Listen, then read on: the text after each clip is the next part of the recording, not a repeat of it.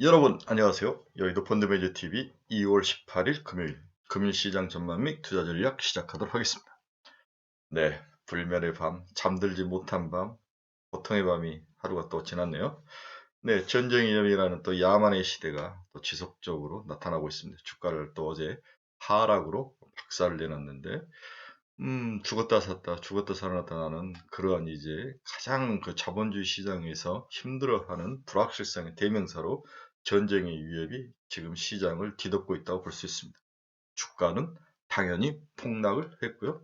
근데 여기서 이제 특별히 뒤에서 말씀드리겠지만 우리가 특히 관심을 갖는 건 조 바이든이 생각보다도 강하게 전쟁의 위협을 이야기를 하고 있다는 거죠. 그렇죠? 미국은 뭔가를 봤다고 저는 이제 그렇게 판단을 하는데 과거처럼 자기의 인기라든지 이런 것을 물론 이 전쟁을 통해서 뒤엎을 수 있는 만회할 수 있는 좋은 계기일 수도 있지만 어떤 정치적인 문제를 떠나서 실질적으로 러시아가 이중 플레이를 하고 있는 게 아닌가. 겉으로는 철군하는 척하면서 전혀 철군을 하지 않고 이제 얼마 남지 않는 2월, 3월로 가면은 이제 땅도 질어지고 이제 녹음이 녹으면서 또 모든 정보가 노출이 되고 어려움이 이제 많이 존재하는 거죠. 이러한 상황에서 2월 이번 주와 다음 주밖에 없는데 여기에 결판을 내지 못하면 러시아에게 불리하게 돌아가는 그런 상황은 우리가 모두 다 예상을 할 수 있는 상황인 것 같습니다. 이로 인해서 러시아가 뭔가를 결심해야 될 이익이 특히 주말 같을 때 굉장히 어려워 보이는 D-Day로 볼 수 있을 것 같은데 좀 주의할 필요가 있다. 이렇게 볼 수 있을 것 같습니다. 워낙 어제 미국 시장은 속된 표현으로 박살이 난 하루, 그렇게 하루가 끝났습니다. 물론 우리나라 시장은 어제 이제 먼저 조정을 받았지만 완벽한 조정이 아니어서 추가 조정이 나올 것 같은 그런 불안한 마음으로 하루를 시작해야 될 것 같습니다. 자, 하나하나씩 우리 같이 살펴보도록 하겠습니다. 구독, 좋아요 많이 눌러주십시오. 자, 금일 투자 전략을 한번 봅시다. 결론을 보면 전쟁 발발 가능성이 다시 재부팅 됐죠. 그렇죠? 네, 재부팅 됐고 다양한 경제 지표가 하락을 했습니다. 제임스 블러드 세인트루이스 총재가 또 강성 발언을 했죠. 지금 서둘지 않으면 인플레이션을 잡을 수 없다. 모든 게 다 주식시장의 악재로 작용하는 그러한 발언들과 사건 사고가 일어났던 것 같습니다. 일단 부정적인 생각과 부정적인 시각이 우세한 하루였다. 이런 결론을 내리고 어, 딥, 어, 내용들을 하나하나씩 또 알아보도록 하겠습니다. 미국 증시 키포인트 한번 봅시다. 1월 신규 주택 착공 건수가 전월비 4.1% 하락을 했네요. 네, 경제 지표들이 하락하게 나오죠. 미국 2월 필라델피아 연은 제조업 지수도 16을 기록하면서 예상을 하회를 했습니다. 주택도 하회를 하고 제조업도 하회를 하는 그러한 상태가 보이네요. 가장 중요한 이제 스태그플레이션, 네, 경기는 꺾이는데 인플레이션이 올라가는 스태그플레이션의 모습이 나오는 그런 안 좋은 상황으로 나가고 있는 주식이 가장 싫어하는 스태그플레이션이죠. 미 주가 실업보험 청구 건수도 23만 8천 명으로 예상을 상회를 했죠. 네. 세인트루이스 총재 블러드가 인플레 통제 불가 우려가 있다. 금리 인상을 시급하게 해야 된다. 이러한 공포스러운 말을 또 했습니다. 오늘 시장의 가장 큰 핵심은 러시아의 우크라이나 침공 가능성을 바이든이 지속적으로 강하게 이야기했다는 거죠. 수일 내 가능할 것이다. 주말이 좀 위험해 보이는 개인적으로 그런 생각을 해봅니다. 이유가 러시아 침공 시 강력 제재를 경고했습니다. 러시아와 우크라이나 긴장 속에 공격적 금리 인상 기대감이 후퇴를 하고 있는 거죠. 예. 미 법무부가 불법 가상화폐에 대해서 사기수사 전담국을 신설했다. 더욱더 옥죄이는 그러한 모습을 나타내고 있네요. 일단은 지표라든지 이 헤드라인 뉴스 자체가 시장을 좀 어지럽게 하는, 우리 마음을 좀 우울하게 하는 그런 소식들로 채워져 있습니다. 미국의 주요 기업들 종가 한번 보겠습니다. 애플은 2.13% 하락해서 168.88달러에 마감을 했습니다. 화이자는 1.58% 하락해서 48.90달러에 마감을 했고요. 테슬라는 5.09%나 하락을 했네요. 876.35달러에 마감을 했습니다. 리비아는 2.28% 하락해서 64.74달러, 루시드는 3.07% 하락해서 28.12달러. 어제 이제 속된 편을 기차방에 잃었던 로블록스는 1.18% 상승해서 54.51달러. 이 로블록스의 상승 원인을 보면 우리의 돈 남은 누나가 로블록스를 샀다는 이야기가 시장에 나오면서 이제 주가가 돌아선 거죠. 주가도 많이 빠졌지만 캐시우드는 로블록스하고 블록이라는 회사가 있습니다. 모바일 결제를 하는 회사인데, 그다음 로빈후드 우리 개인 투자가 미국 개인 투자가들 주식 거래하는 플랫폼 회사가 상장이 돼 있는데, 이처럼 아크 이노베이션에 좋아할 수 있는 어떤 성장주의 위주로 약 4,200억 정도를 샀다는 소문이 들리기 시작한 거죠. 여기에 노블록스가 가장 많이 올랐다. 오늘 또 오른 상승폭은 줄긴 했지만 상승에 마감하는, 오늘 같은 아사라장의 상승으로 마감하는 그런 모습을 보이고 있습니다. 이제 시장에서 많은 이야기들이 있죠. 우리 캐시우드가 정말 프로이냐 아마추어이냐 이런 생각을 하는데, 캐시우드가 한 말 중에 저는 이제 굉장히 동의했던 게, 이 인플레이션의 시대가 끝나면 디프레션 시대가 올 거라는 거죠. 네, 과거에도 그랬던 2000년도에도 우리 닷컴 버블의 인플레이션 시대가 끝나니까 경기가 침체해지는 디프레션의 시대가 왔다는 거죠. 여기서 살아남은 회사가 바로 아마존이었던 거죠. 성장력을 있고 시장 지배력이 크고 포텐셜이 컸던 것들이 살아남아서 세계를 지배했다는 그 이야기를 우리 캐시우드가 하는 걸 보고 저는 굉장히 무릎을 치면서 저랑 같은 생각이다라고 생각을 했는데, 시기적인 차이만 있을 뿐이지 이렇게 저가에 된 것들을 견딜 수만 있다면, 배짱만 두둑하다면, 그리고 인내력만 있다면 조금씩 조금씩 사모은 것도 어떻게 보면은 올 하반기 경기, 이제 뭐 금리 인상이 3월부터 쭉 일어나면 금리 인상에 대해서 사람들이 무차별해지는, 또 올리는구나, 뭐 하나 더 올리겠지, 그때부터 이제 경기가 쓰러지고 금리 인상으로 기업 실적이 나빠지면 이때부터는 또 성장주에 대한 매력이 막 올라가는 거죠. 그게 우리 금융 역사에서 반복적으로 나온 상황이기 때문에 충분히 예상을 해볼 수 있는데, 과연 그때까지 참을 수 있을 것이냐, 이게 가장 중요한 키포인트입니다. 참다, 인내는 제가 내공의 힘이라고 했죠. 네. 무작정 참는 게 아니라 뭔가의 그림을 그리고 그 그림이 맞아 떨어질 때까지 인내하는 게 내공이라는 거죠. 그렇다면 그림을 잘 그려야 됩니다. 미래의 그림. 이렇게 갈 것이다. 나는 이러이러한 논리로 이러이러한 백데이터를 가지고 봤더니 이렇게 갈 것이다. 나는 여기에 배팅할 거야. 이게 이제 내공 있는 사람들의 모습인데, 캐시우드는 그렇게 가고 있다는 거죠. 지금은 캐시우드가 틀릴지 모르지만 올 연말 정도에 가면 캐시우드에 대한 칭찬이 나올 것 같아요. 네, 일단 캐시우드는 다시 우리 사회에 물론 인플레이션 시대 다음에 오는 디프레이션 시대를 예상하고 성장률을 매수하는 쪽으로 전략을 세웠습니다. 여기서 이제 돈을 4천억이나 썼다는 것은 돈이 들어왔다는 거지 않습니까? 캐시우드의 생각에 많은 사람들이 동의하는 사람이 있었다는 거죠. 이렇게 미국은 다양성이 존재한 사회라고 볼 수 있습니다. 우리에게 의미하는 바가 큰 것 같아요. 제가 이제 내일 우리 스터디 모임에서 강의를 하는데, 이 강의 주제 중에 하나도 이 인플레이션 시대 다음에 오는 그 시대는 어떤 시대일까? 넥스트 제너레이션. 이게 디프레션의 시대일 수도 있다. 그렇다면 세상은 또 성장주의 목이 마를 것이다. 이러한 논리를 가지고 이야기를 해볼 생각입니다. 죄송합니다. 혹시 여러분들 사이에 우리 스터디 모임에 관심이 있으신 분들은 댓글을 달아주시면 제가 안내해 드리겠습니다.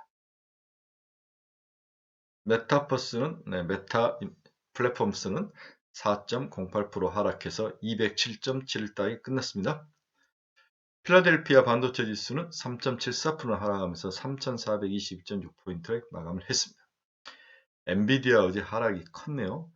네, 실적은 아주 좋았죠. 네, 예상이 참 좋았는데도 장외 시장부터 오늘까지 두들겨 맞았는데, 이유는 두 가지인 것 같아요. 가상화폐 시장이 침체 들어갔다. 두 번째, 자동차 쪽에서의 반도체 사용량이 준다. 14%나 줄었다는 거죠. 아마 이제 자동차가 생산이 안 되면서 줄었는데, 이 두 가지 요인으로 해서 엔비디아가 두들겨 맞는 하루였습니다.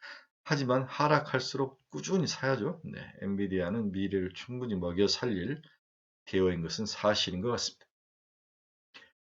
AMD도 4.52% 하락해서 112.37달러에 끝났습니다. TSMC도 3.14% 하락해서 119.72달러에 마감을 했고요. 마이크론 테크놀로지도 2.43% 하락해서 93.73달러에 마감을 했습니다. 비트코인도 4만 달러, 어제 4만 4천 달러가 무너졌네요. 4만 607달러에 지나가고 있는데, 하락폭이 굉장히 크네요. 7.93%. 오늘 자간 전쟁의 유탄을 비트코인이 거의 다 비트코인과 IT가 두들겨 맞고 있는 것 같습니다. 네, 원달러 환율은 어제 살짝 올라서 미국 시장에서 OTC 마켓은 끝났네요. 1198.5원에 끝났습니다. 살짝 약세로 돌아섰네요. WTI는 1.06% 상승해서 91.84달러. 미 채권 수익률이 어제 의외로 7bp나 빠졌죠. 10년짜리가 2.04였는데 1.96까지 하락을 했습니다. 2년짜리도 1.47 하락을 했고요. 30년짜리 2.39. 전쟁의 위험이라든지 이런 것들이 발생할수록 미 국채에 대한 수요가 증가하죠. 돈들이 주식시장에서 빠져나와서 채권시장, 그것도 국채시장으로 몰리는 그러한 양상이라고 볼 수가 있을 것 같습니다. 금일 투자전략 한번 보겠습니다. 아직도 전쟁의 여지는 존재하고 있다. 어제 이제 우리가 장중에 1시 이후에 확 무너지는 모습이 나타났는데 12시 이후에 국내 증시가 장중에 전해진 우크라이나 반군 폭격 소식에 요동을 쳤다. 폭격이 아닌 폭격 소식에 오전 내내 상승하던 코스피 지수는 상승분을 절반 이상 반납했고 코스닥은 반등 하루 만에 하락을 했다. 외국인과 기관의 동반 매수 속에 개인은 1조를 내다 팔았습니다. 요즘 이제 주식시장이 이렇게 많이 흔들리는 것은 개인들이 계속 조금만 올라오면 팔아 제끼는 거죠. 물량이 상많은 개인들에게서 인내력이 있는 외국인이나 기관 투자가로 가는 주식시장에서 가장 안 좋은 케이스가 나오고 있다고 볼 수 있습니다. 전문가들은 러시아와 우크라이나 갈등이 전면적으로 확산할 가능성이 낮게 보면서도 당분간 지정학적 리스크에 따른 증시 변동성이 지속할 것으로 내다봤습니다. 전전날 FOMC 회의록에서 공개가 됐는데 불확실성이 해소된 점은 증시의 호재로 작용을 했지만 이게 또 하루 천하로 끝날 확률이 높아 보입니다. 자, 푸틴은 정보부 출신이죠. 네, KGB 정보부 출신이기 때문에 심리전이 굉장히 강합니다. 허위 정보를 통한 심리전 싸움에서 미국과 치열하게 싸움을 하고 있는 거죠. 미국도 이에 맞서서 많은 정보를 오픈을 하면서 러시아를 옥죄이고 글로벌 사람들의 관심과 그런 것들을 다 받고 있는데 지금 상황에서는 러시아가 좀 힘들어한다는 생각이 들어요. 이제 시기적으로 얼마 남지 않은 거죠. 이 2월에 뭔가를 결판내지 않으면은 3월에는 정말 철군을 해야 될지도 모르는 상황입니다. 일단 두 진영 간의 치열한 심리전과 정보 싸움, 그 다음에 명분 싸움이 결국 글로벌 주식시장의 유탄으로 날라와서 어제 미국 시장을 박살낸 원인으로 보여집니다. 어제 이제 우리나라 시장의 화장품주가 갑자기 치고 올라갔는데 문제는 리오픈주의 핵심 중에 하나가 화장품주일 수는 있습니다. 우리 여성분들 이제 나가면서 마스크 벗으면 화장을 하셔야 되고 또 봄적으로도 화장을 해야 될 상황인데 또 화장품주가 바닥에서 쩔어 있었던 것은 사실이죠. 과연 이러한 화장품주가 우리를 먹여 살릴 미래 대어인가, 우상향 고래인가 이 부분은 생각을 해보셔야 됩니다. 어제 국내 화장품 기업 주가가 상승폭을 키우고 있었죠. 오프닝은 화장품 시장 수요 회복이 본격화될 수 있다는 기대감이 투자 심리 개선이 된 것으로 풀이는 되고 있습니다. 신종 코로나 바이러스 감염도 확산세가 둔화되고 올해 색조 화장품이 굉장히 중요하죠. 실적이 본격적으로 개선될 것이라는 증권가 전망이 주가를 끌어올리고 있습니다. 그동안 거의 나오지 않았던 화장품 관련 주식에 대한 리포트들이 나오고 있죠. 바닥을 쳤다. 그 대표적인 게 아모레퍼시픽이 나온 거죠. 네, 그러면서 아모레퍼시픽이 어제도 상승하는 모습을 보였는데 과연 이들의 연속성이 지구력이 있는 것인가? 이 부분이 투자자들의 가장 큰 관심이죠. 주요국에서 정차 방역 완화 시그널을 보내고 있고 사람들은 오미크론에 둔감해지고 있다. 색조 화장품 시장에 대한 억눌린 수요가 폭발할 시기가 가까워져 있다고 판단한다. 네, 좋은 이야기는 다 써놨네요. 그러나 이러한 단순한 논리는 늘 우리를 늪속으로 빠져들겠죠. 잠깐 쫓아가다가 한 15% 20% 먹고 다시 하락하면서 우리를 나락으로 보내는 케이스가 한두 번이 아니었습니다. 따라서 단타 정도, 저는 사서 15% 정도, 단타 정도는 충분히 가능한 영역이지만 우리를 구렁텅이에서 구원할 우상향 거래는 절대 아니다. 이러한 저는 기본적인 생각과 관점을 가지고 있습니다. 향후 FOMC의 정책 방향성은 그럼 어떻게 되는 것인가? 양적 긴축에 대한 논의는 추가로 진행돼야 하지만 MBS 매각 가능성이 부각되고 있죠. MBS는 모기지 채권을 산 거죠. 최근에 이제 미국의 모기지 채권 금리가 4%까지 올라왔다 그럽니다. 굉장히 많이 올라온 거죠. 연준 위원들은 통화 정책과 관련해서 양방향으로 부각될 수 있는 리스크를 우려했습니다. 우선 인플레이션을 안일하게 대응할 경우 실질 임금 상승으로 인한 임금과 물가 악순환 전개 가능성, 이러면서 이제 미국의 경제를 망가뜨릴 가능성을 걱정을 하고, 중국의 제로 코로나 정책 고수로 인한 공급망 차질 장기화 등이 물가 상승 압력을 높일 수 있다는 경계감을 일단 드러냈던 거죠. 이게 1차적인 아이디어고, 이와 동시에 성급한 긴축 정책을 도입할 경우 성급한 긴급 정책의 도입, 이럴 경우에는 금융 환경이 과도하게 위축되면서 경제가 망가뜨릴 위험, 이 두 부분에 대해서 동시에 리스크를 가지고 있다는 것을 잘 알고 있고, 이 부분에 대해서 어느 방향으로 정책을 세울 것인지 고민을 하기 시작했다는 거죠. 1월 FOMC는 양적 긴축과 관련된 논의가 본격적으로 이루어졌는데, 연준이들은 9조 달러에 육박한 자산을 상당폭 축소해야 하는 데는 공감을 했습니다. 양적 긴축을 통해 최종적으로 도달할 적정 자산 규모는 어느 정도인지 판단하지는 않고 계속 밀어놓고 있는 상황이죠. 그러면 우리 같은 자본시장에서 눈여겨봐야 될 것은 MBS의 매각 방안입니다. 미국 자산 중에서 국채를 제일 많이 들고 있고 그 다음에 MBS를 들고 있는데, 이 모기지 채권을 어떤 식으로 처리를 할 것이냐. 왜 그러냐면 MBS의 만기가 주로 2028년이니까 앞으로 6년이나 긴 시간이 남았죠. 그래서 연준 위원들은 장기적으로 국채 유지의 자산을 보유를 하려고 하죠. 국채가 안전하고 유동성이 좋기 때문에 MBS를 만기 전에 매각하고 그 돈의 일부로 국채를 재투자하는 방안을 고려 중이다. 이게 굉장히 중요한 우리 FOMC의 향후 우리 부채 대차 대조표에 관한 그들의 전략이죠. 그렇다 MBS 시장은 중간에 망가질 확률이 높고, 그 돈을 가지고 국채가 튀어 올라오거나 만약에 또 트위스트가 돼서 뭐 단기 금리, 장단기 금리 다시 뒤집어진다든지 이런 때 대안으로 사용할 그런 재원으로 마련할 확률이 있죠. 이 말은 뒤집어 보면 MBS를 팔아서 나온 돈으로 미국 채권 국채 10년짜리, 30년짜리를 관리하겠다는 그러한 채권 금리 관리에 대한 방안이 확실히 서 있다고 볼 수 있습니다.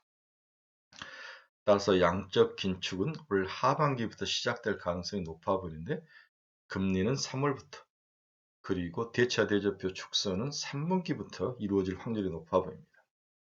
그래서 앞으로 FOMC가 취할 여러 가지 다양한 정책과 그런 아이디어에 따라서 글로벌 시장이 꿈틀꿈틀 변동성이 확대될 확률이 높아 보여서 지속적으로 포커싱을 맞추고 세밀하게 자본시장을 들여다봐야 할 것 같습니다. 네 번째로, 새로운 주도주는 없는가? 일단 제 눈에 들어오는 주도주는 없습니다. 우상향 고리는 보이지 않죠. 낸드 오염과 반도체 메모리 가격 반등이 생각보다도 빠르게 나타날 확률이기 때문에 저는 SK 하이닉스를 일단 이 정도는 눈에 확 들어온다는 표현은 괜찮을 것 같다. 반도체가 이제 바닥을 치고 어느 정도 올라올 수 있는 환경은 됐다. 이렇게 생각을 해서 썼는데, 어제 저녁에 오늘 아침에 IT들이 다 박살이 나면서 과연 저의 이러한 생각이 맞아 들어갈지 의심스럽네요. 그 다음으로는 DDR5 등이 올해 본격적으로 생산이 되면서 기판 관련 기업들이 좋아질 것이다. 지속적으로. 다음으로 리오픈 관련주 중 실력과 성장성을 겸비한 엔터 업종들. 리오픈은 여행, 항공, 엔터, 화장품 여러 가지가 있는데, 이 중에 엔터 업종이 가장 눈에 띄게 상승을 할 수 있는, 사실 여행과 항공에서 실적이 그렇게 좋은 것은 항공 정도? 항공 엔터 정도인데, 여행은 버려야 될 상황인데 어쩔 수 없이 샀는데 이제 서서히 줄여야 되겠죠? 네. 반대로 엔터와 항공은 너무 많이 올랐으니까 엔터 쪽으로 좀 실어가는 것도 좋아 보이는데, 과연 이러한 생각이 맞을지 문제입니다.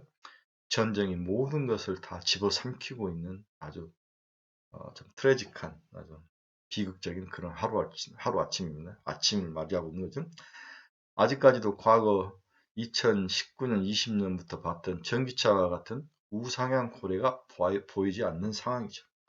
그래서 잡주들과 다양한 그 섹터들이 향연을 펼치고 있는데 다 도토리 키재기라는 거죠. 그래서 지금 상황 수그리고 있어야 될 것 같습니다. 자, 결론 들어갑시다. 조 바이든의 확언에 가까운 러시아 침략 가능성에 대한 언급은 무언가를 정확히 봤다는 거죠. 그리고 이번 주말이 가장 전쟁이 일어날 리스크가 높은 날이다. 이렇게 볼 수 있습니다. 시기적으로 침공하지 않으면 시간적으로 인한 글로벌 사회 비난과 관심 그리고 봄에 인한 모든 자연 환경적으로 러시아에게 불리한 상황입니다. 전쟁 가능성은 결국 글로벌 시장에서 기초 펀더멘탈을 무력화시키는 거죠. 그리고 정치적 수사만이 모든 것을 지배하는 야만의 시대가 도래를 하고 있음을 의미를 하고 있습니다. 물가 상승의 원인인 공급 차질이 더욱 악화되고 유가 상승, 농산물 가격 상승 등 기존 인플레이션 악화 프레임이 지속적으로 연장될 확률. 이렇게 된다면 주식시장이 제일 싫어한 언클리어, 즉 불확실성이 지속되면서 주식시장을 녹이는 주가를 녹이는 그러한 가장 안 좋은 형태로 당분간 이어질 확률이 높아 보입니다. 그래서 러시아 철군이 인공위성에 뚜렷이 나타나거나 일본 화해 체스제가 또 나타나서 타협을 할 가능성도 존재하는데 이때마다 주식이 올랐다 내렸다 하지만은 여기에 지배하는 강도는 작을 것 같아요.